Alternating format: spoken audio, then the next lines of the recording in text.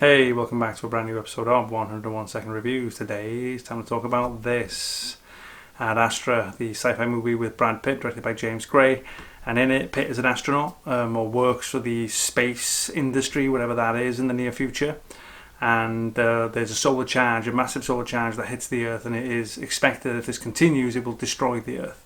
And it seems to be coming from just beyond Neptune, and that's where Pitt's father went missing like 30 years previously in a ship that was powered by antimatter. So Pitt is enlisted and he has to go sort this out. Okay, right. Back in a second. Okay, right. So when I heard that this movie was coming out only a few weeks ago when it premiered in Venice, I had no idea what this movie was. I hadn't looked into it at all. I knew that Brad Pitt in it. I knew it was a sci-fi. I didn't even know that it was James Gray that was directing The Man Who Made The Lost City of Z, a film that I loved like 2 or 3 years ago.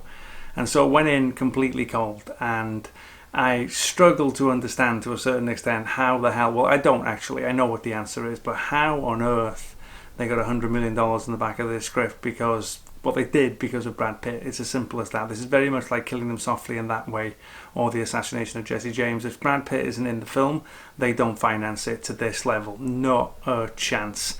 I think the film is going to lose a considerable amount of money. But for me, this is hands down one of the best films of the year without any doubt whatsoever. If you went and saw Lost City of Z a couple of years ago, if you haven't seen it, I would recommend that you do. But if you did and you loved it, I think you will love this film just as much, because largely it's kind of a spiritual companion piece. You have the same themes: searching, loneliness, removal from actual human emotion or human contact, this notion of kind of like, this kind of like overwhelming passion, Moby Dick stuff, for something that doesn't actually exist to a certain extent, that's in your mind. It's got all that going on in it. The design is beautiful in that it's so considered, and what I mean by that is they haven't just gone and made everything shiny and beautiful and kind of all space agey. There's like a retro feel to it at times. You have like a war going on the moon, and there's this notion of no matter where we go as humanity, we'll just create the same shitstorm wherever we are. We're never going to change in that respect.